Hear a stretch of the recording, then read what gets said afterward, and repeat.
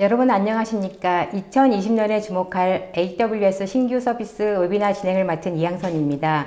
전자신문 오쇼TV가 마련한 이번 웨비나를 통해 매년 성장하고 있는 클라우드 시장에서 주목받고 있는 AWS가 클라우드 최대 컨퍼런스인 1919년 리인벤트에서 발표한 신기술들을 살펴봅니다. 또한 올해 시장을 주도할 클라우드 기술과 서비스도 전망해 보겠습니다. 오늘 이 자리에는 메가존 클라우드 솔루션즈 아키텍트 팀의 공혜연 매니저님, 하수영 매니저님 나와주셨습니다. 안녕하십니까? 네, 안녕하세요. 메가존 클라우드의 하수영입니다. 커머셜 테크놀로지 센터에서 솔루션즈 아키텍트 업무를 맡고 있습니다. AWS를 처음 사용하시는 분들이나 다른 환경에서 마이그레이션을 하고자 하는 분들을 지원해드리고 있습니다. 네, 안녕하세요. 메가존 클라우드 공혜연입니다. 커머셜 테크놀로지 센터에서 솔루션즈 아키텍트 업무를 맡고 있으며 AWS 기반 인프라 구축과 설계 업무를 수행하고 있습니다. 네, 하수영 매니저님, 오늘 웨비나를 어떻게 진행하실지 간략한 소개 부탁드립니다. 오늘 발표는 AWS 리인벤트 2019를 돌아보고 클라우드의 기술 변화와 동향을 알아보도록 하겠습니다. 그리고 마지막으로 2020년도에 주목해야 할 분야별 신규 서비스에 대해 설명드릴 수 있도록 하겠습니다. 네, 감사합니다. 이번 웨비나는 50분 정도 발표가 진행된 후에 약 10분의 Q&A 시간을 갖도록 하겠습니다. 시청자 여러분께서는 웨비나가 진행되는 동안 궁금하신 사항을 채팅창에 질문을 해주시면 됩니다. 보내주신 질문은 강의 진행 후에 선별해서 두 분 매니저님께 질문을 드리고 답변을 드리도록 하겠습니다. 그리고 웨비나에 참여하시고 설문을 작성해 주신 분과 좋은 질문을 남겨주신 분들을 추첨해서 경품도 보내드려오니 많은 참여 부탁드립니다. 자, 그럼 2020년에 주목할 AWS 신규 서비스 웨비나를 시작하도록 하겠습니다. 하수영 매니저님, 많은 분들이 AWS나 또는 클라우드에 대해서는 잘 알고 계신 것 같은데요. 리인벤트에 대해서는 좀 다소 생소하신 분들도 계실 것 같습니다. 리인벤트에 대해서 설명 부탁드립니다. 먼저 AWS 리인벤트를 잘 모르시는 분들께 잠시 설명을 드리면 AWS 리인벤트라는 행사는 AWS 고객, 클라우드 종사자들을 대상으로 한 교육과 네트워킹의 장입니다. 매년 라스베가스에서 개최하며 기조연설, 교육 세션, 전시장 등으로 다양한 이벤트들이 마련되어 있습니다. 사실 인벤트라는 단어 자체가 이제 발명하다, 고안하다 이런 뜻이잖아요. 그래서 AWS 리인벤트는 AWS 클라우드 서비스를 사용하시는 분들이 클라우드 플랫폼 위에서 서비스를 재발견한다라는 의미에서 AWS 리인벤트라고 명명했다고 합니다. 19년 리인벤트에서는 약 6만 5천여 명 이상의 사람들이 참석하였고요. 그중 저희 메가존 클라우드에서도 임직원 약 130여 명이 참석하였습니다. 2019년 리인벤트에서 새로운 서비스와 개선된 기능으로 약 77개의 서비스를 발표하였는데요. 1년 중 가장 큰 행사인 만큼 많은 수의 서비스가 새로 런치되거나 개선되었습니다. 이번 리인벤트에서 소개된 내용 외에도 행사 전후로 업데이트된 서비스까지 다 합치면 아마 쉽게 헤아리기 힘드실 것 같습니다. 이는 AWS가 계속해서 발전하고 있음을 보여주는 상징성인 것 같습니다. 그리고 5일간의 행사 기간 동안 4개의 기조 연설을 포함하여 3천여 개 이상의 교육 세션들이 펼쳐졌는데요. 앞서 말씀드린 신규 서비스를 알려주는 기술 세션, 핸즈온 세션도 같이 진행되었습니다.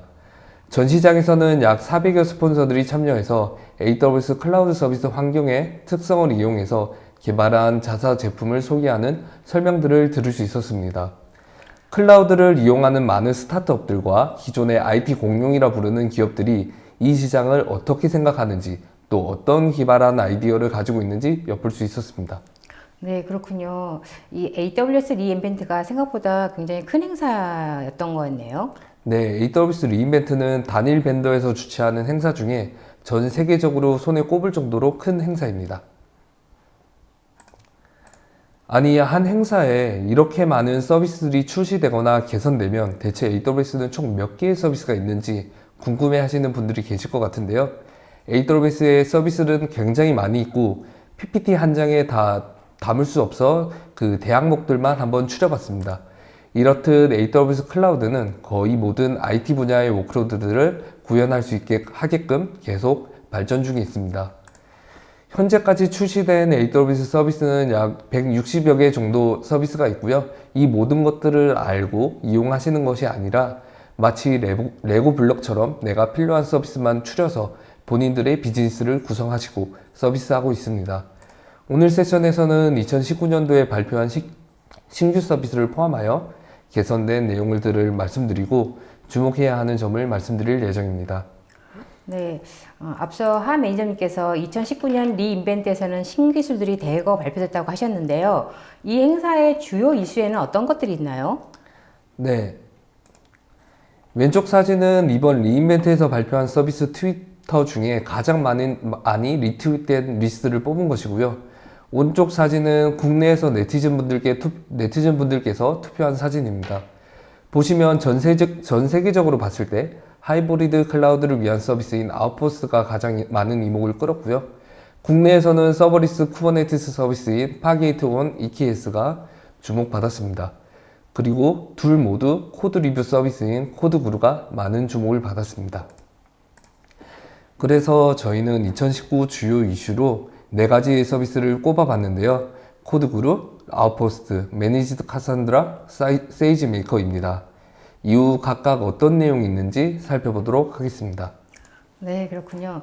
자, 이번에는 공연 매니저님, 향후 클라우드 기술의 변화와 동향은 어떻게 될까요?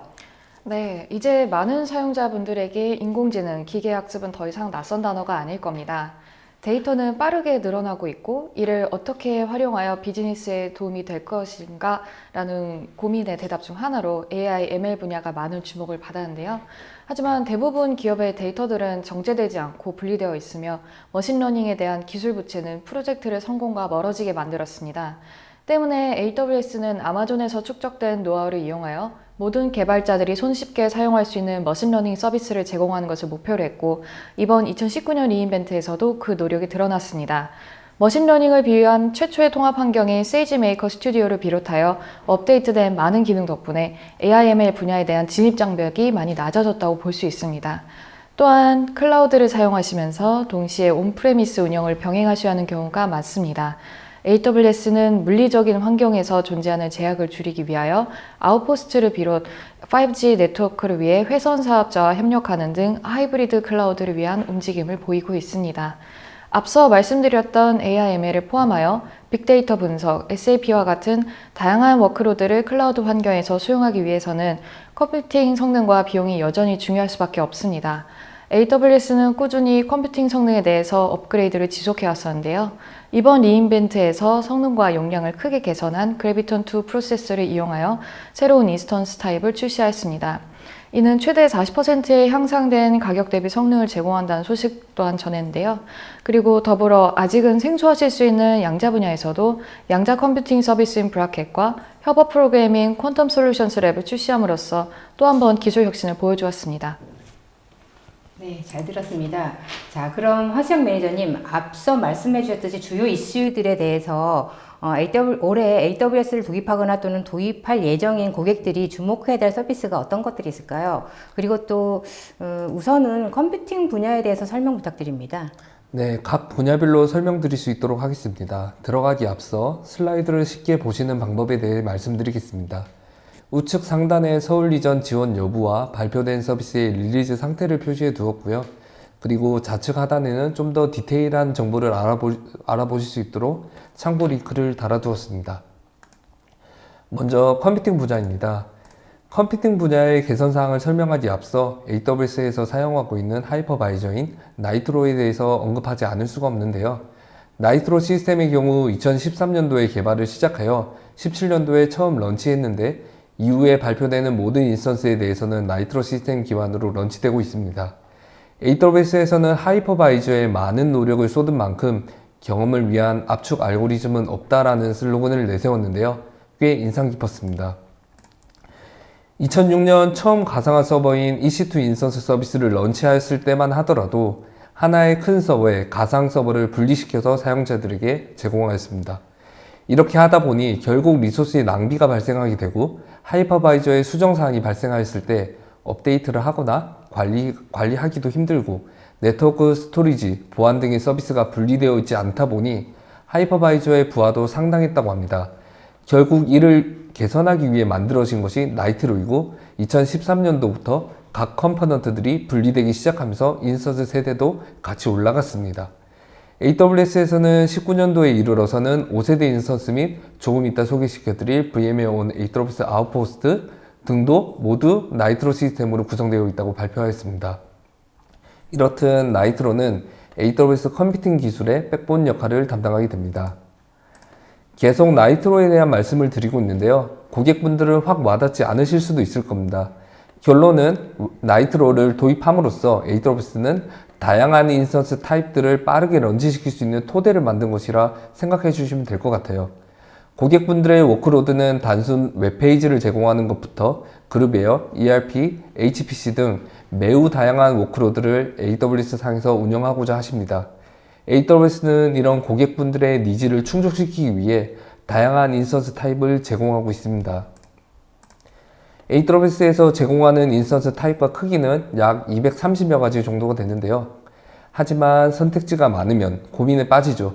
현재 AWS에 구성된 내 워크로드가 알맞은 인스턴스의 타입과 크기에서 구동되고 있는지, 또 어떻게 효과적으로 AWS 컴퓨팅 자원을 이용해야 하는지에 대해서요. 그래서 나온 서비스가 컴퓨트 옵티마이저입니다. 이 서비스가 나오기 전엔 고객분들이 내 워크로드가 적절한지 또는 비용이 낭비되고 있지 않은지에 대해서 확인하시기가 굉장히 어려웠습니다. AWS가 이런 니즈에 부응하면서 컴퓨터 옵티마이저라는 이름으로 서비스를 발표하였습니다. 컴퓨터 옵티마이저는 AWS 머신러닝 기술을 사용하여 계정의 리소스 기록을 분석하고 리소스 사용량에 맞게 실행 권장사항 리스트를 만들어주는 서비스입니다. 측정은 기본적으로 클라우드와치의 CPU 유틸리제이션, 디스크 I/O 등 하이퍼바이저 관점에서 확인할 수 있는 매트릭을 기준으로 선정을 하고요. 이를 통해 최적의 워크로드를 계산해주고 인스턴스의 구매 타입도 권장사항으로 알려줍니다. 화면에 보시는 바와 같이 EC2 인스턴스의 언더 프로비저닝, 오버 프로비저닝, 그리고 오토 스케일링까지 알려주는 모습을 볼 수 있습니다. 다음은 CPU 칩셋에 대해서 잠시 이야기할까 하는데요. 갑자기 등장한 CPU 이야기에 뭐지? 라고 생각하시는 분들도 계실 것 같아요. 이번 리인벤트에서 새로운 6세대 인스턴스 타입을 발표하였는데 ARM 기반의 AWS에서 개발한 CPU인 그래피톤2 프로세스가 장착되었습니다. 그래서 먼저 그래피톤 프로세스가 무엇인지에 대해서 잠시 알아보고자 합니다. 그래피톤 프로세스는 처음 안나푸르나 랩을 AWS가 인수하게 되면서 클라우드 환경에 맞는 칩셋을 개발을 목표로 하였습니다. 그래서 18년도 리인벤트 때 처음 1세대를 발표하면서 추론이 필요한 서비스나 A1 타입 같은 워크로드에 적용되어 서비스를 했습니다. 19년도 리인벤트에서는 그래피톤2를 발표하였는데요. 성능이 1세대보다 훨씬 더 빨라졌다고 발표하였습니다. 그래피톤2 프로세스를 발표하면서 6세대 인스턴스 일부에 대해서 발표하였습니다. 바로 M6G, R6G, C6G입니다. G가 아마도 그래피톤을 의미하는 단어인 것 같아요. 모두 인텔 기반의 CPU가 아닌 ARM 기반의 CPU가 탑재되어 있고요. 인텔 CPU가 장착된 인스턴스 타입 대비 40% 정도의 가성비가 있다고 합니다. 이제 컨테이너에 대해서 말씀드릴까 합니다. 여러분들도 아시다시피 AWS에서 제공하는 컨테이너 컴퓨팅 서비스는 크게 세 종류가 있습니다. ECS는 도커 오케스트레이션을 위한 서비스로 AWS와 긴밀히 통합되어 있어 도커를 사용하시는 분들께 니즈를 맞춘 서비스죠. 그 다음 EKS는 쿠버네티스를 이용한 관리 서비스로 쿠버네티스 마스터 노드를 매니지먼트 해주는 서비스입니다. 하지만 ECS나 EKS 모두 워커 노드를 모니터링하고 관리해야 하는 관리 포인트가 여전히 있었죠. 이런 관리 포인트를 없애기 위해 선택하시는 컨테이너 서비스가 바로 파게이트4 ECS입니다. 이는 워커 노드를 관리할 필요 없이 가장 심플하게 컨테이너를 구동시켜주는 서비스입니다. 모두 서울 리전에 오픈되어 많은 분들이 이미 사용하고 계시는데요. 쿠버네티스가 화두로 떠오르게 되면서 EKS가 출시되었지만 여전히 고객분들은 쿠버네티스 환경에서 워크노드에 대해서 신경 쓰지 않기를 바라셨고 AWS도 로드맵으로 서버리스 버전의 쿠버네티스 서비스를 곧 출시할 거라는 이야기가 공공연히 돌았습니다. 2019년도 리인벤트 때 서버리스 쿠버네티스 서비스로 파게이트4 아마존 EKS가 발표되었는데요. EKS를 사용하고 계신 분들은 파드를 배포할 때 파게이트4 EKS 형태로 서버 리스로 배포할지 아니면 워커노드에 배포할지 이제 결정하실 수 있게 되었습니다. 보시는 것과 같이 이미 생성된 EKS 클래스에 프로파일을 생성하여 워크노드 없이 파드를 구동시킬 수 있습니다. 하지만 파게이트 형태로 띄워진 파드들은 워커노드를 점유하지 않아서 데몬셋이라든지 호스트포트, 호스트 네트워크 등을 사용할 수 없습니다. 하지만 기존의 파게이트4 ECS를 사용하시는 분들 중에 쿠버네티스를 생각하신다면 그 결정에 가속화하지 않나 생각됩니다. 네, 컴퓨팅 분야에서 정말 많은 업데이트가 있었던 것 같은데요. 자, 이번에는 스토리지 분야에서는 또 어떤 새로운 기술들이 발표가 됐나요? 네, 스토리지 분야에 있어서도 많은 업데이트가 있었습니다. 특히 아마존 S3의 접근 제어 부분을 말씀드릴까 합니다. 아마존 S3라는 오브젝트 스토리지를 여러 워크로드들의 데이터 스토어로 많이 사용들 하실 텐데요. 이때 데이터 보안으로 IAM 폴리시, 버켓 폴리시, 엔드포인트 폴리시, ACL으로 버켓이나 오브젝트에 접근 제어를 하셨을 거예요. 이러한 과정들이 처음 S3를 이용하는 입장에서 매우 복잡하고 번거로웠습니다. 왜냐하면 버켓 폴리시 하나만 관리한다 하더라도 해당 버킷을 사용하는 모든 서비스에 대해서 접근 정책을 하나의 정책서에 다 담았어야 했거든요. 그래서 업데이트된 내용이 아마존 S3 액세스 포인트입니다. 더 이상 너무 많은 스테이트먼트가 포함된 하나의 버킷 폴리시를 관리할 필요가 없습니다. 특정 단일 버킷에 대해서 접근할 수 있는 여러 개의 액세스 포인트를 만들고 그 입구를 제어하는 것이죠. 예를 들면 어플리케이션별로 생성을 할 수도 있습니다. 아니면 서버 역할별로 생성하여도 됩니다. 또한 VPC에 들어오는 트래픽이냐 아니면 외부에서 들어오는 트래픽이냐에 대해서도 정의도 각각 따로 할 수 있습니다. 액세스 포인트의 기능은 현재 구성된 버킷 폴리시 권한은 핸들링하지 않으면서 새로 만들어진 액세스 포인트로 들어오는 트래픽에 대해서 접근 제어를 한다는 것입니다.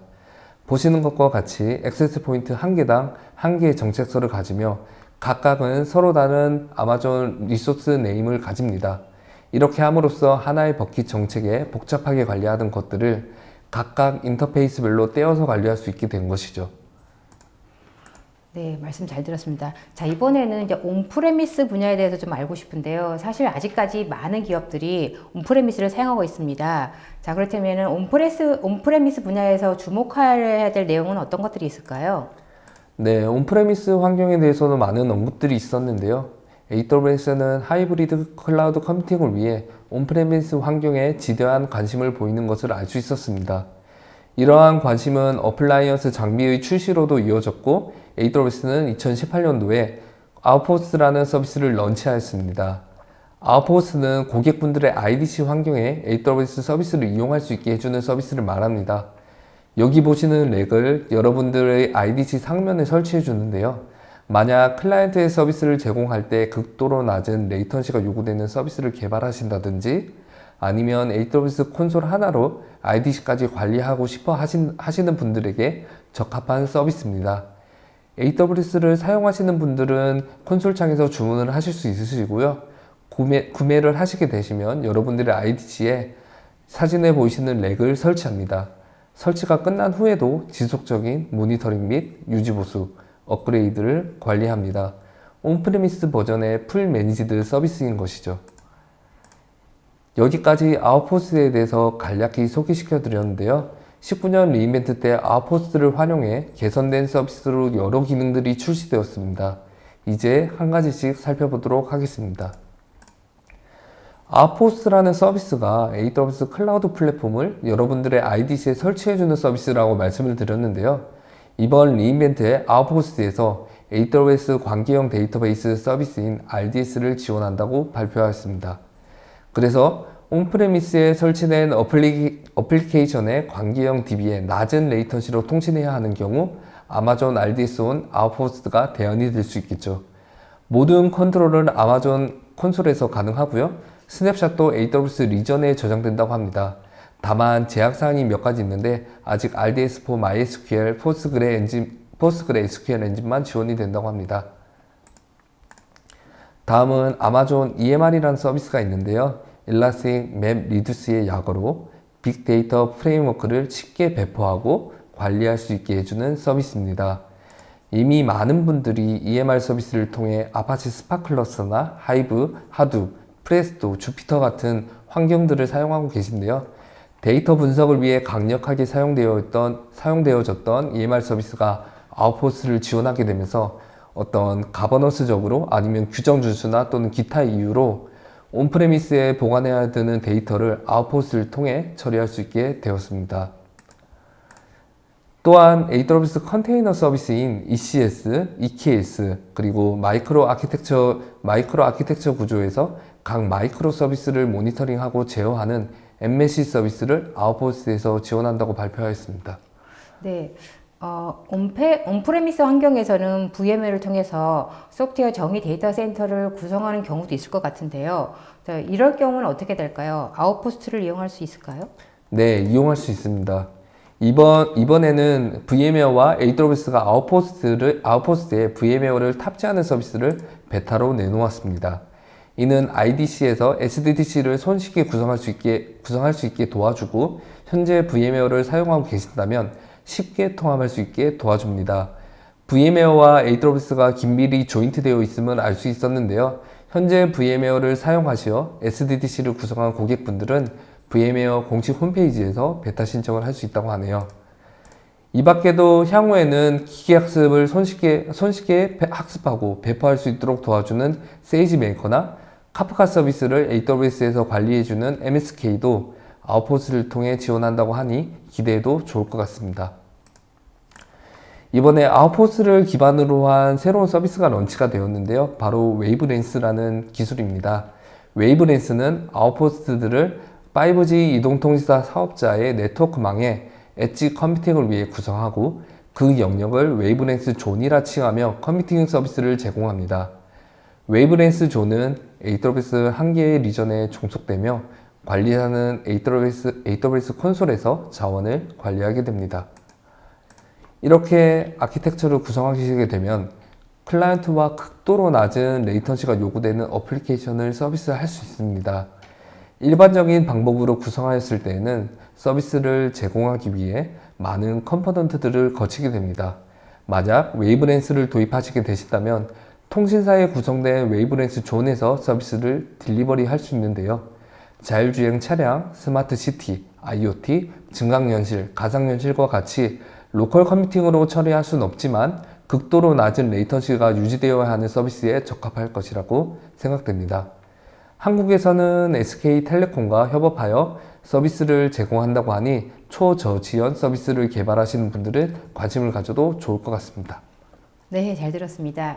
자, 이번에는 공혜원 매니저님과 함께 네트워크 분야에서 새로운 기술에 대해서 좀 알아보겠습니다. 네, 재작년 리인벤트에서 발표한 서비스로 여러 개의 AWS 환경을 운영 중이시라면 많은 관심을 기울이셨을 서비스인 트렌치 게이트웨이가 이번 리인벤트에서도 기능이 업데이트됐습니다. 새로 나온 기능을 살펴보기 전에 간략하게 설명드리자면 다수의 프로젝트를 AWS 계정 단위로 분류하셨거나 개발, 스테이징, 운영과 같이 환경별로 VPC를 분리를 할 경우 각 VPC 간 또는 VPC와 온프레미스 간 연결이 필요할 수 있습니다. 트렌치 게이트웨이가 나오기 전에는 좌측 상단의 아키텍처와 같이 풀메쉬로 연결을 하시거나 트렌치 VPC를 구성하는 방법이 있었습니다. 시스코 CSR을 이용한 트렌치 VPC의 경우 허브 앤 스포크 구조로 구성이 가능하지만 고객이 직접 어플라이언스를 관리했어야 됐습니다. 트렌치 게이트웨이를 이용하시면 단일 게이트웨이로 구성이 가능하며 완전 관리형이기 때문에 운용상 부담이 줄어듭니다. 통합적인 관리가 가능하며 라우팅 격리가 용이하고 인그레스와 이그레스 VPC를 분리하는 등 보안 관점에서의 이점이 있습니다. 이제 2019년 리인벤트에서 트렌치 게이트웨이에서 대하여 발표한 내용을 말씀드리겠습니다. 네, 기존에는 리전 간 트렌치 게이트웨이를 사용하기 위해서는 리전별로 생성을 했어야 했는데요. 드디어 이제 리전 간 트렌치 게이트웨이 간 연결이 가능해졌습니다. 리전 간 트렌치 게이트웨이 연결 구간에서 트래픽은 암호화 처리가 되고 AWS 프라이빗 네트워크를 이용함으로 외부에 노출되지 않습니다. 때문에 디도스 공격과 일반적인 취약점 공격을 줄일 수 있습니다. 네, 화면은 다른 리전 길이의 트렌치 게이트웨이를 설정하는 화면입니다. 기존의 VPC 피어링이나 트윈치 게이트웨이를 사용해 보셨다면 이번 기능도 설정이 굉장히 간편하다는 것을 확인하실 수 있습니다. 오른쪽 연결 가능 목록에는 5개의 리전만 존재하지만 차후에 서울 리전도 업데이트가 될 것으로 기대됩니다. 보시다시피 같은 AWS 계정 외에도 다른 AWS 계정과도 사용이 가능하니 참고해 주시면 좋을 것 같습니다. 네, 그리고 그동안 트윈치 게이트웨이 전용 모니터링 기능은 따로 없었는데요. 이제 네트워크 매니저가 나온 이후로는 글로벌 네트워크 관리가 수월해질 것 같습니다.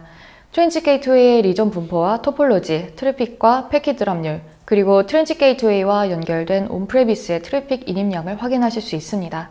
네트워크 매니저는 현재 서울 리전을 포함하여 15개 리전에서 사용이 가능하십니다. 또한 시스코, 아루바와 같은 AWS 파트너사의 SD-WAN 솔루션에서 네트워크 매니저에 손쉽게 연결할 수 있도록 지원하고 있습니다. 네, 그리고 이미 아시겠지만 멀티캐스트는 1대4 데이터 분배를 허용하는 네트워크 기능입니다. 기존의 AWS에서 멀티캐스트를 구현하시려면 별도의 솔루션을 이용하시거나 리눅스 기반의 오버레이 멀티캐스트 토폴로지를 직접 구성하셨어야 했는데요. 이제 트윈치 게이트웨이로 연결된 VPC끼리 멀티캐스트 통신을 할 수 있도록 지원합니다. 트윈치 게이트웨이는 연결된 VPC의 서브넷 간의 멀티캐스트 트래픽을 라우팅하고 트래픽을 전달하는 라우터 역할을 합니다. 유의해 주셔야 될 점은 현재는 IGMP를 지원하지 않고 MLD만 지원하고 있으며 멀티캐스트 기능은 하나의 AWS 계정 내에서만 가능합니다. 또한 M5, C5와 같이 나이트로 시스템에 구축된 인스턴스만 멀티캐스트 송신을 할 수 있습니다. 아직까지는 제약사항들이 많이 있으니 사용하시기 전에 공식 문서를 잘 살펴보시면 좋을 것 같습니다. 그리고 이제 트윈치 게이트웨이와 여러 AWS 지역에서 엔드포인트에 대한 고정된 진입점 역할을 하는 네트워크 계층 서비스인 글로벌 엑셀러레이터를 이용하여 가속화된 VPN을 이용하실 수 있습니다. 인터넷망을 통해 VPN 터널을 맺을 때보다 안정적이고 개선된 VPN 연결 성능을 기대할 수 있는 서비스인데요. AWS 엣지 네트워크를 이용하여 최적의 경로를 찾아 홉을 줄이고 적은 레이턴시를 기대할 수 있으며 특히 해외 리전과의 VPN 연결에서 효과를 많이 볼 수 있을 거라 생각됩니다. 네, 사실 또 클라우드에서 가장 우려되는 분야가 보안인데요. 네. 보안 분야에서도 어떤 새로운 업데이트가 있었나요? 네, 이번 리인벤트에서 처음 발표된 디텍티브는 AWS에서 발생한 로그 데이터를 통계 분석과 기계학습을 이용하여 보안 조사를 실시한 서비스입니다. 디텍티브가 수집하는 데이터는 3가지가 있는데 AWS 내 API 활동을 기록하는 클라우드 트레일과 VPC를 오가는 트래픽을 기록하는 VPC 플로우 로그, AWS의 또 다른 보안 서비스인 가디듀티의 탐지된 이벤트를 이용합니다. 가디듀티 또한 AWS 로그를 분석하여 악의적인 활동을 찾아내는 보안 서비스인데 디텍티브는 가디듀티의 결과를 가지고 보다 다방면으로 조사하기 때문에 한뎁스가 더 깊다는 차이점이 있습니다. 예를 들어 악성 활동이 탐지된 인스턴스를 발견하는 것은 가디듀티이고 이를 바탕으로 다른 조사 결과와 연관이 있는지 비슷한 시간 혹은 위치에 어떤 활동이 있었는지를 파악하는 것이 디텍티브입니다. 디텍티브는 대상에 대한 상세 정보, 시간 경과에 따른 활동 요약 등의 조사 결과를 시각화하여 제공하고 있어 보안 문제의 근본 원인을 빠르게 식별할 수 있습니다. 네, 상세한 설명 감사드립니다. 자, 이번에는 하승 매니저님, 애널리틱스 분야에서는 어떤 새로운 기술이 발표됐나요? 네, AWS에서 제공하는 분석 관련 툴들이 굉장히 많은데요. 먼저 아마존 일라스틱서치 서비스에 대해 말씀드리고자 합니다. 아마존 일라스틱서치 서비스는 일라스틱서치를 아마존에서 매니지드 해주는 서비스인데요. 일반적으로 일라스틱서치를 활용하는 사례가 머신에서 생산된 로그를 취합하고 키바나를 통해 그래프로 가시화된 로그에 대한 통찰력을 얻으시는데요. 아무래도 머신에서 생성되는 로그를 주로 수집하다 보니 급증하는 워크로드에 의해 데이터가 기하급수적으로 늘어날 수도 있고 또 데이터가 늘어난다는 것 자체가 곧 저장 비용의 증가와 직결되었습니다. 그래서 기존에는 인덱스들을 라이프 사이클을 관리하여 데이터를 삭제하거나 그게 아니라면 어쩔 수 없이 노드를 증설해야 했습니다. 만약 1년간의 데이터를 저장한다고 했을 때 저장 비용으로 지출하는 금액과 데이터의 잠재적인 가치에서 과연 보관 비용이 정당한지 판단해 보면 글쎄요, 대부분의 워크로드가 저장 비용이 과하게 지불되고 있을 것 같아요. 그래서 발표한 게 울트라 웜 기능입니다. 울트라 웜 기능은 일라스틱서치 도메인에 울트라 웜 데이터 노드를 추가하여 비교적 액세스 빈도가 낮은 대량의 데이터를 울트라 웜 노드를 통해 아마존 S3에 저장하여 데이터 저장 비용을 낮춰주는 기능을 말합니다. 울트라 웜 기능을 통해 일라스틱서치 서비스는 핫 스토리지의 레이어와 웜 스토리지의 레이어를 지원할 수 있게 되었고, 고객분들은 최대 900테라까지 이 기능을 통해 비교적 저장 비용이 저렴한 S3에 저장할 수 있게 되었습니다. 여기에서도 데이터 웨어하우스에 대해서도 신기술 발표가 있었던 것 같은데요. 어떤 것들이 있었나요? 네, 아마존의 데이터 웨어하우스 서비스로 레드시프트가 있는데요. 레드시프트에서도 많은 업데이트가 있었습니다. 레드시프트를 모르시는 분들께 잠시 서비스에 대한 설명을 드리면, 레드시프트는 AWS에서 관리해주는 완전 관리형 데이터 웨어하우스 서비스로 하이브 대비 성능이나 비용 효율이 좋습니다. 아마존 S3에 저장된 다양한 형태의 데이터 포맷을 읽을 수 있고 SQL 표준 쿼리로 질의할 수 있습니다. 이번 리이벤트에서 레드시프트에 대한 많은 혁신이 있었는데요. 이 장표만 보더라도 아마존에서 데이터 아날리틱스 분야를 어떻게 생각하고 있는지 보여주고 있는 것 같습니다. 첫 번째 소개시켜드릴 내용은 레드시프트에서 신규 인스턴스 타입이 출시되었습니다. RA3 인스턴스 타입인데요. 이전에 DS2 혹은 DC2 인스턴스 타입의 경우 각각의 노드에 로컬 스토리지가 있었습니다. 각각의 노드에는 저장소가 정해져 있어 만약 클러스에 저장소만 추가하고 싶을 경우 노드를 추가하여 필요 이상의 스펙으로 구성해야 했었습니다. 하지만 이제부터 RA3 인스턴스가 출시되면서 좀 더 유연하게 쓸 수 있게 되었습니다. RA3 노드는 로컬 캐싱 레이어를 포함하여 여러 스토리지 계층에서 데이터들을 블록의 사용 빈도, 수명, 워크로드의 패턴 등을 파악하여 데이터를 저장하여 쿼리 속도를 최적화한다고 합니다. 아키텍처를 보시면 마치 RDS의 오로라 서비스와 유사한 것을 알 수 있습니다. 방금 RA3 인스턴스를 말씀드리면서 로컬 스토리지와 쉐어드 스토리지에 대해서 잠시 말씀드렸는데요. 아마존에서는 스토리지 영역을 컴퓨팅 노드와 분리함으로써 얻는 이득이 더 크다고 생각해서 분리한 것일 겁니다. 하지만 이렇게 분리했을 경우 발생하는 네트워크 레이턴시에 오는 성능 페널티가 만약에 발생하게 된다면 과연 어떻게 해야 될까요? 좀 더 계속 이야기를 한번 해보겠습니다. 중앙 집중의 스토리지가 있는 데이터 웨어하우스 구조의 경우 프로세싱을 위해 결국 데이터를 노드로 이동시켜야 합니다. 이러한 구조는 네트워크의 대역폭이 문제로 쿼리 성능을 저하시킬 수가 있습니다. 또한 네트워크 버틀렉이 문제가 아니더라도 지난 몇 년간 CPU 메모리 처리량의 개선 속도보다 스토리지의 처리량 개선 속도가 훨씬 더 빨랐습니다.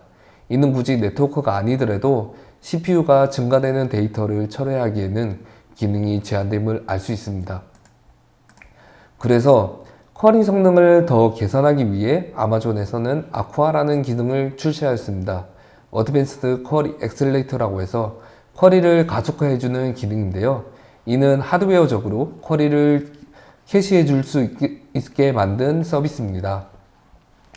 S3에 저장된 데이터를 가속화시켜서 클러스터가 사용할 수 있도록 해준다고 하는데요. RA3 클러스터를 사용하시고 신청서를 접수하시면 일부 인원에 대해 기능을 테스트할 수 있도록 기회가 준다고 하니 레드시프트를 사용하시는 분들은 눈여겨볼 만한 서비스입니다. 이제 레드시프트의 페더레이티드 쿼리와 데이터 레이크 익스포트에 대해서 설명드릴까 하는데요. 말씀드리기에 앞서 AWS 데이터 분석 환경에서 중심이 되는 AWS 글루의 데이터 카탈로그라는 기능을 좀 더 설명드릴까 합니다. 데이터 카탈로그는 데이터의 소스의 위치, 읽는 방법, 데이터의 처리에 필요한 스키마 같은 것들을 기록해 두고 다른 AWS 서비스에 제공해주는 서비스를 말합니다.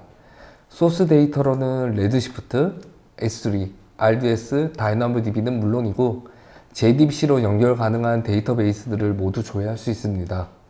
이런 구조로 카탈로그 데이터를 통해 다른 소스 데이터를 레드시프트나 야타나 같은 서비스 등에서 쿼리할 수 있는 것입니다. 아마 이 장표를 보시면 패드레이트 쿼리에 대해서 더 이해가 잘 되실 것이라 판단됩니다. 이 아키텍처 다이어그램은 AWS 서비스가 어떻게 패드레이티드 쿼리를 실행할 수 있는지에 대해서 나타냅니다. 그래서 패드레이트 쿼리는 AWS 글루에서 만든 데이터 카탈로그를 레드시프트가 참조해서 여러 데이터 스토어에 저장된 데이터를 통합적으로 같이 질의할 수 있는 기능을 말합니다.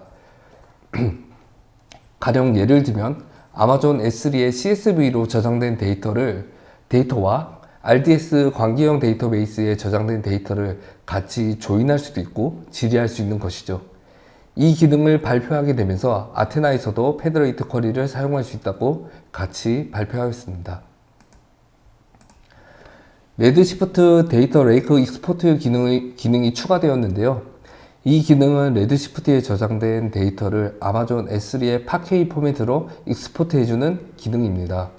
저는 개인적으로 데이터 레이크 익스포트 기능이 레드시프트에서 가지고 있는 데이터 사일로를 경감시켜주는 기능이라고 생각이 되는데요.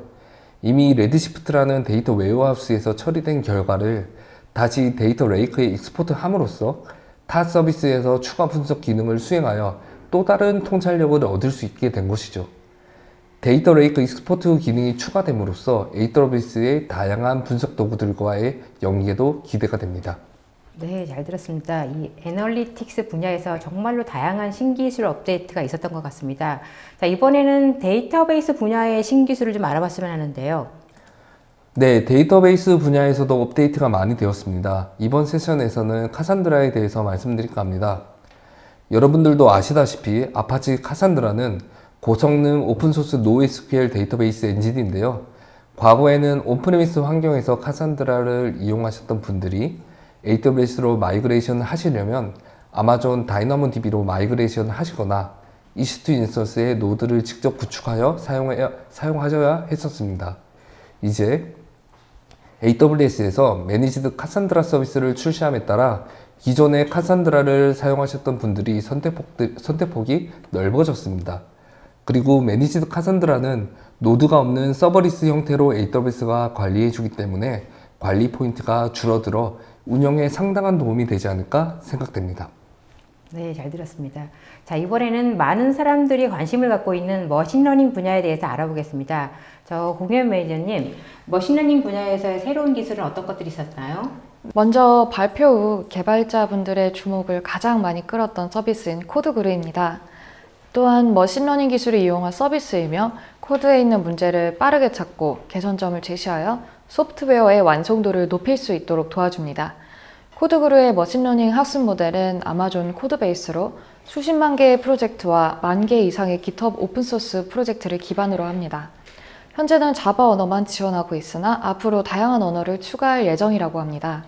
코드그루는 코드 리뷰어와 코드 프로파일러로 나뉩니다.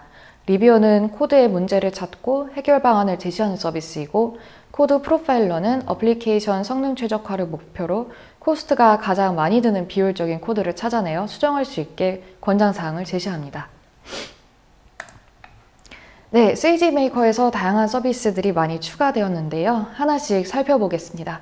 먼저 모델 모니터입니다. 머신러닝 모델은 배포 후 시간이 지날수록 실제 데이터와 모델을 교육한 데이터 사이에 차이가 발생할 수 있는데 이는 결국 모델 정확도 하락으로 이어집니다. 모델 모니터는 지속적인 모니터링을 통해 성능을 저하시킬 수 있는 편차를 발견하고 사용자에게 이를 알려주어 수정할 수 있도록 하는 서비스인데요. 데이터 품질 문제를 감지하기 위해 기준 계산과 비교하고 발생된 위반을 보고합니다.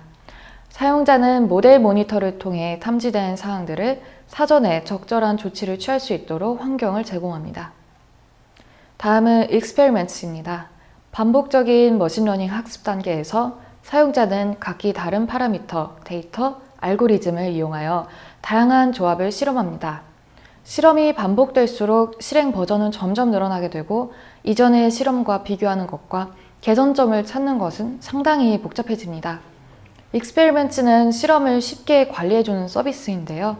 반복되는 입력과 파라미터, 결과를 자동으로 추적하여 이를 그룹화하거나 주요 성능 지표에 대한 비교를 통해 가장 결과가 좋은 실험을 시각적인 인터페이스로 제공합니다. 모델 생성에 관여한 모든 단계와 아티팩트 추적이 가능해지므로 프로덕션의 문제를 해결했을 때 매우 용이할 것으로 보입니다. 네, 프로세싱입니다. 데이터 전후 처리 및 모델 평가 단계는 일반적인 머신러닝 워크플로우에서 가장 중요한 부분입니다. 일반적으로 이러한 작업은 별도의 인프라에서 실행되는데요. 이 인프라를 여러 사용자에 걸쳐 관리 및 확장시키려면 굉장히 어렵고 비용도 많이 듭니다. 이 목표를 실현하기 위해 다양한 도구를 사용하려면 상당한 작업 부담을 수반하게 되며 개발자와 데이터 사이언티스트는 성능과 확장성을 위해 인프라를 튜닝하는 데 상당한 시간을 소모하게 됩니다. 세이지메이커 프로세싱은 완전 관리형 환경에서 데이터 전처리 또는 후처리, 그리고 모델 평가 워크로드를 실행할 수 있습니다. 세이지메이커 프로세싱을 통해 고객은 내장된 데이터 처리 컨테이너를 사용하거나 자체 컨테이너를 가져오고 관리형 인프라에서 실행할 사용자 지정 작업을 제출할 수 있습니다. 네, 그렇다면은 머신러닝 경험 없이도 좋은 모델을 생성할 수 있도록 도와주는 서비스도 있나요?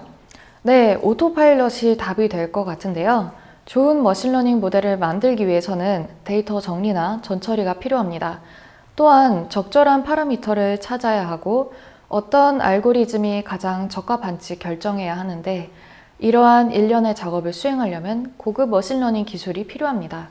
하지만 이제 새로 출시된 오토파일럿을 이용하면 머신러닝에 대한 깊은 이해가 없어도 쉽게 데이터 전처리와 알고리즘을 선택할 수 있습니다.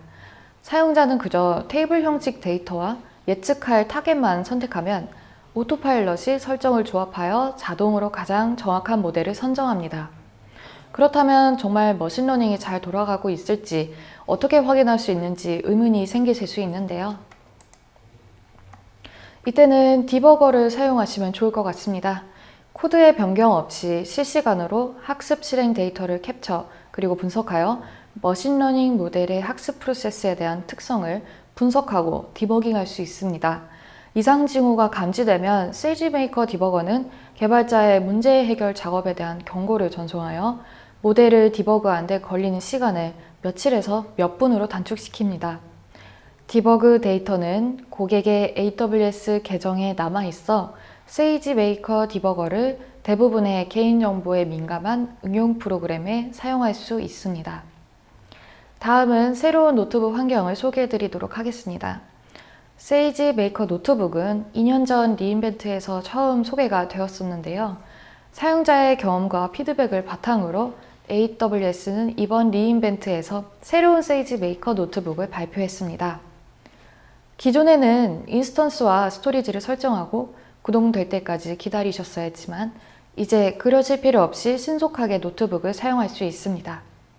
그리고 종속성이 환경 설정 내에 포함되므로 조직 내 담당자들끼리 노트북을 공유하고 모델 빌드, 데이터 분석 등 공동 작업을 손쉽게 하실 수 있게 되었습니다. 이 새로운 기능은 세이지메이커 스튜디오를 통해 이용하실 수 있으며 기존의 노트북 인스턴스 통한 환경도 계속 지원하지만 협업 기능은 지원하지 않는다고 합니다. 네, 세이지메이커 스튜디오는 앞서 소개드린 기능들을 모두 탑재한 머신러닝 통합 개발 환경입니다. 학습에 필요한 도구들을 통합함으로써 사용자는 단일 인터페이스 내에서 개발하고 디버깅, 모니터링, 시각화를 수행할 수 있어 생산성이 크게 향상될 것으로 기대됩니다.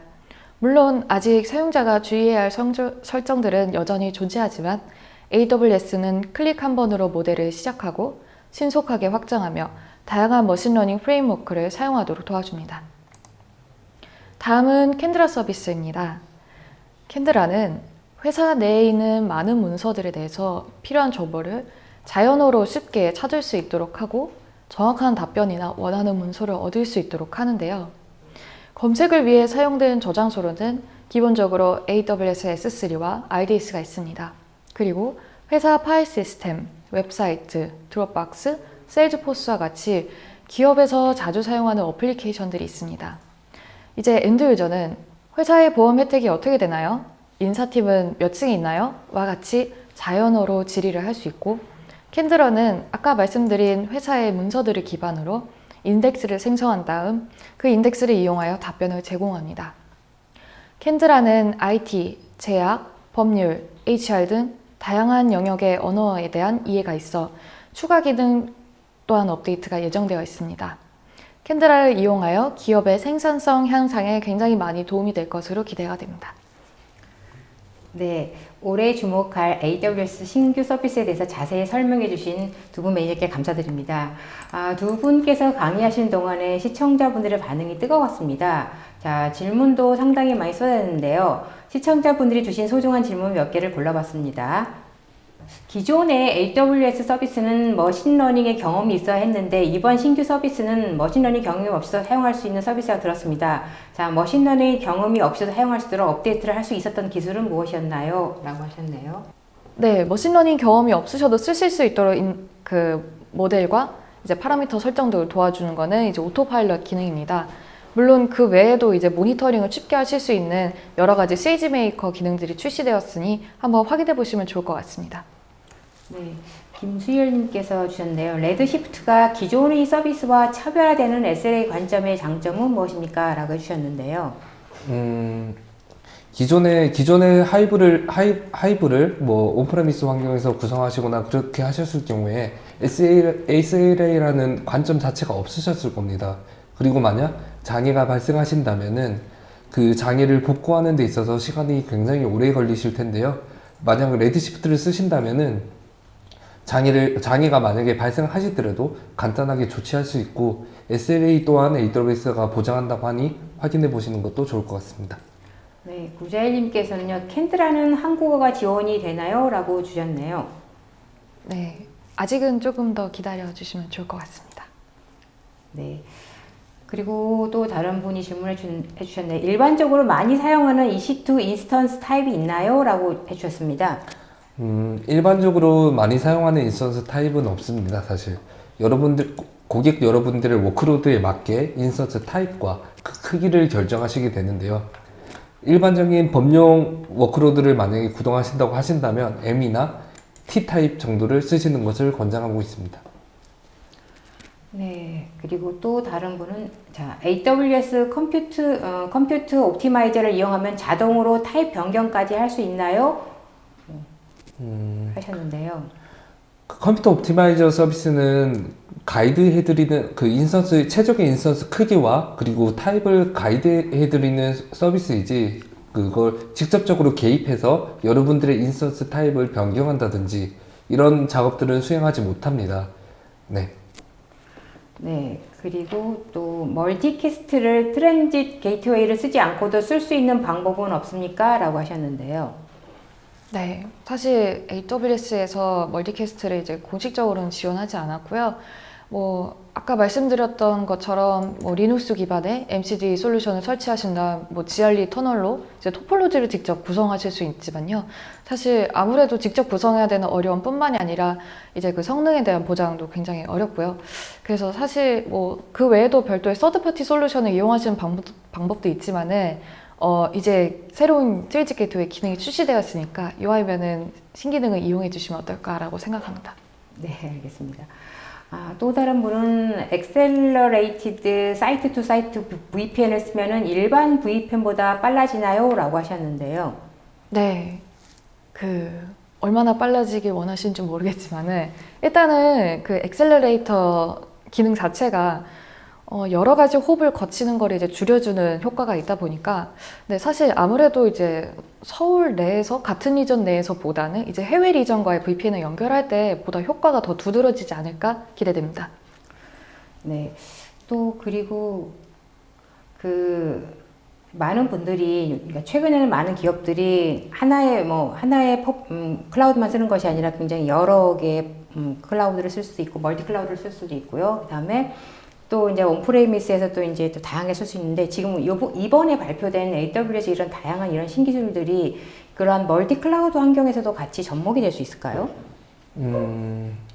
신규에 발표된 서비스 중에 멀티 클라우드를 지원하는 서비스는 제가 알기로는 현재까지는 없고요. AWS에서 발표한 서비스는 아니지만 리인벤트의 엑스포 전시장에서 이제 스타트업들이나 여러 기업들이 멀티 클라우드를 지향하게 되면서 그 개발한 솔루션들은 굉장히 많았습니다.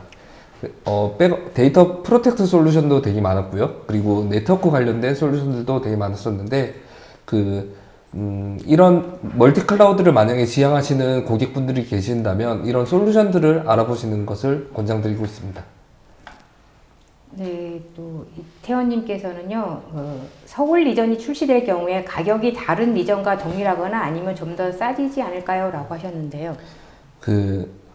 AWS 가격 정책은 아시다시피 리전별로 약간씩 상이한데요. 그 상이한 이유는 규모 경제 때문에 그렇습니다. 아무래도 미국이나 일본 리전 같은 경우에는 사용자들이 더 많다 보니 더 많은 인프라를 추가할 수 있게 되고, 그 많은 인프라를 추가함으로써 가격이 내려가게 되는 것인데요. 서울 리전에서도 여러분들이 특정 서비스나 아니면 AWS를 많이 사용하신다면 아마 가격 정책이 더 인하될 것이라고 생각됩니다. 그리고 최근에는 EKS가 그 50%의 가격 하락이 있었는데요. 이런 점을 봤을 때 AWS 서비스를 계속 사용하신다면 좀 더 많은 이점이 있지 않을까 생각합니다. 네, 또 서두님께서는 아웃포스트 제공의 최대 단위는 무엇인지라고 질문해 주셨는데요. 아웃포스트를 주문하시는 단위가 굉장히 크신데요. 42U짜리 렉에서 어떤 특정 인스턴스 크기와 타입에 대해서 정의할 수 있으시고요. 그거 하프렉으로도 지원이 가능하신데, 자세한 내용은 AWS 매뉴얼을 참조해 보시는 것을 권장드리겠습니다. 아무래도 이제 그 고객들 같은 경우에는 새로운 서비스를 도입한다 하게 되면은 사실 어떤 경우에는 AWS 서비스가 좀 비싸다는 그런 말도 있는데요. 이런 서비스에 대해서 어떤 가격 기준이라든지 이런 부분들을 좀 걱정하시는 분들인데, 이분들께는 어떤 조언을 드리면 좋을까요? 최근에 AWS에는 카큘레이터를 새로 개편을 했는데요. 이제 AWS 카큘레이터는 AWS 서비스를 내가 쓰는 만큼 정의하게 되면은 그거에 대한 가비용을 볼 수 있는 서비스입니다. 그래서 여러분들이 어떤 서비스를 쓰냐에 따라서 이제 가격이 조금씩 달라질 텐데, 그렇게 카큘레이터를 이용해서 먼저 내가 어떤 서비스를 원하는지, 그리고 어떤 서비스를 써야 되는지부터 견적을 뽑아 보신 다음에, 그 다음에 이 견적을 통해서 저희 메가존 클라우드나 파트너사를 통해 좀 더 가격적인 메리트를 받을 수 있지 않을까, 이런 생각을 해봅니다. 그 공유현 매니저님 아까 말씀하실 때 머신러닝 분야에 굉장히 많은 관심을 보인다고 했는데, 실질적으로 국내에서 이렇게 머신러닝 분야에서 많이 사용이 되고 있는지 그것도 좀 궁금한데요. 사실은 세이지베이커가 처음에 나왔을 때는 이제 클라우드의 ML 서비스라는 것 때문에 주목을 많이 받긴 했지만은 실질적으로 그렇게 많이 쓰시는 분들은 없었어요. 근데 그 다음으로 이제 포캐스트라든지 이제 조금 더 사용자들이 쉽게 접근할 수 있는 서비스들을 내놓기 시작하면서 이제 사실 실제로 POC 요청이나 이제 기술 문의가 좀 많이 들어오고 있고요. 그리고 이번에는 아예 통합 개발 환경인 이제 세이지메이커 스튜디오가 나왔잖아요. 그래서 앞으로 이제 이 기능들을 좀 더 많이 쓰시고 더 의미 있는 결과들을 찾으실 수 있을 거라고 생각합니다. 어떤 산업 분야에서 좀 많이 쓰일 수 있을까요? 생각 외로 약간 제조나 아니면은 이제 이커머스 쪽에서 판매량 추이 이런 걸 매출 추이 이런 거를 분석하시려는 분들도 많았어요. 네. 네. 그리고 또 사실은 이제 기업들이 클라우드를 도입할 때 가장 고민되는 부분 중에 하나는 그 기술 인력의 부족이라는 생각이 좀 들거든요. 이제 이런 부분에 있어서 이제 오늘 많이 그 새로운 신규 서비스를 많이 말씀해 주셨는데, 그 서비스를 도입할 때 기업이 이게 과연 우리가 해서 어떤 효과를 얻을 수 있을까라는 그런 판단을 잘 못할 것 같은데요. 그런 판단을 도와줄 수 있는 것을 또 메가존에서도 하고 계시나요, 서비스를?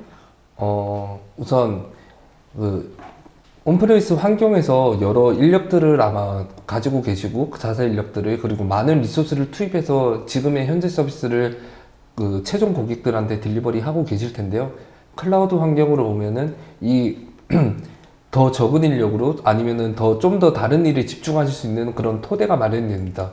거의 대부분 자동화를 지원해 드리고 있고요. 클라우드 플랫폼 내에서. 그리고 메가존에서도 MSP라는 계약을 통해서 여러 고객분들의 워크로드를 저희가 직접 관리해드리고 모니터링해드리고, 장애가 발생하면 직접 조치까지 해드리는 그런 서비스들도 있습니다.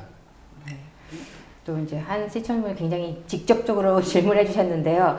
한마디로 올해 클라우드는 어느 방향으로 갈 것 같다. 딱 한마디로 요약을 한다면 해주셨는데요. 제가 대답해야 되나요?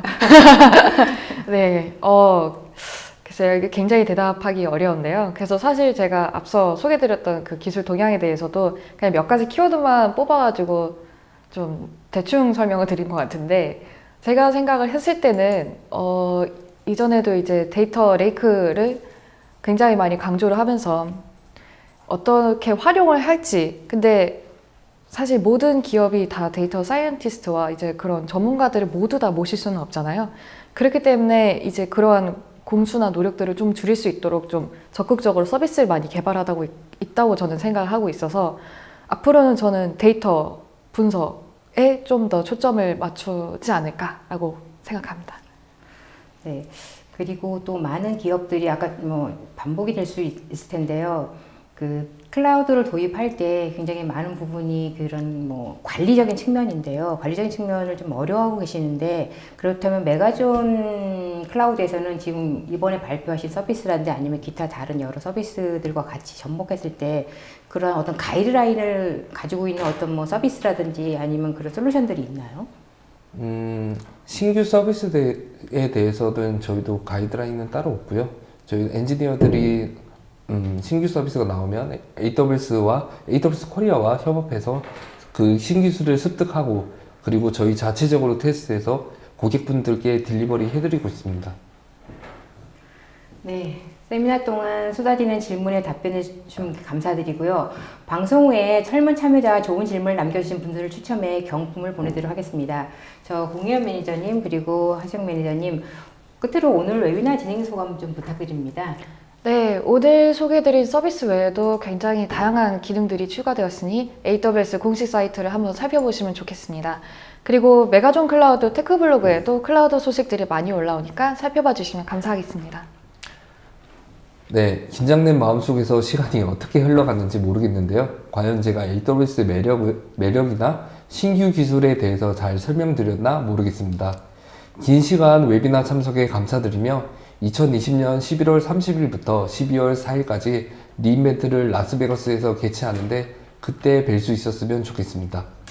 네, 감사합니다. 네, 이상으로 전자신문 올쇼TV가 마련한 2020년에 주목할 AWS 신규 서비스 웨비나를 마치겠습니다. 올쇼TV는 또 다른 웨비나 방송으로 시청자 여러분을 찾아뵙겠습니다. 시청해주신 여러분 고맙습니다.